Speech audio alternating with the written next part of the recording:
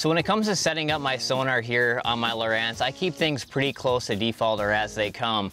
First off, this is typically the screen that I like to run with here on the top, have my GPS on one side and then also my 2D sonar. But moving into the settings here on 2D sonar, one of the first ones that I like to talk about is obviously your sensitivity.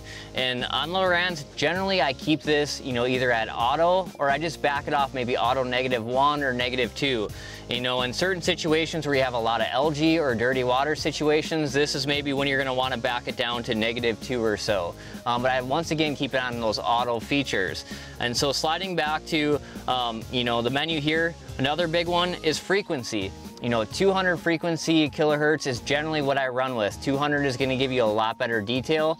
Now let's say we're on a body of water like Lake Erie where everything is relatively flat, where I'm not dealing with bottom changes. I'm just trying to find suspended fish.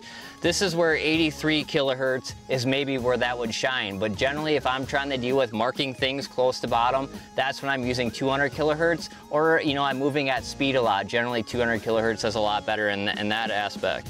But moving through ping speed, scroll speed, I leave all these at the default settings that Lowrance comes with. Lastly, the modes. I can see I have the shallow water mode here. Shallow water on the Lowrance presets is anything 100 foot or less. And so I typically run it on shallow water for most of my fishing situations.